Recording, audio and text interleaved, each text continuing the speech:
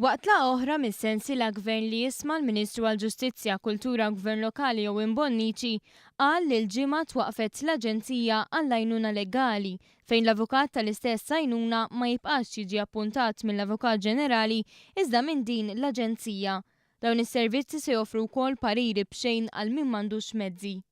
Il-Ministru Owen Bonnici għamel ukoll referenza għal kumitat tal-whistleblower li ma' kumitat serva ta' konsultazzjoni għal maktar minn 80 persuna mill-bidu ta' din is-sena l-hawn. Bonnici ħabbar ukoll proċess ta' konsultazzjoni pubblika ta' xahar illi se jintemm fl-aħħar ta' din is-sena, jiġifieri fil-31 ta' Diċembru li ġej, sabiex tinbidel il-liġi dwar il-patrimonju nazzjonali. Dan biex jitjieb il-wirt nazzjonali fil-waqt li jkun hawn aktar ħidma tal-gvern bisħubija mal-privat.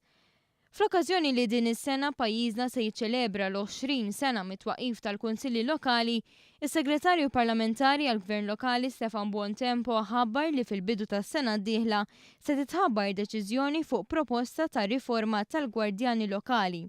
Dan wara li fi frar li għadda, il-Gvern ippubblika l-White Paper dwar l-istess riforma. Riforma li se tajna l-aktar disċiplina u ordni fit-toroq għaliex fi kliem Buontempo pajjiżna ma jistax jibqa' magna ta' ċitazzjonijiet. U qal ukoll li fix-xhur li għaddew iltaqa' mal-Kunsilli Lokali u l-Kumitat Amministrattivi kollha. Qal li minn miljun euro dejn li kellhom il-Kunsilli fl-2010 illum id-dejn ilaħħaq għal 22 miljun euro li huwa riżultat ta' nuqqas ta' pjanar fl-aħħar snin ta' amministrazzjoni preċedenti. Intant Buontempo qal ukoll li fraħal ġdid se jkun qed jinbena kumpless li jinkludi ċentru ċiviku minflok il-ground abbandunat ta' Pace Grasso.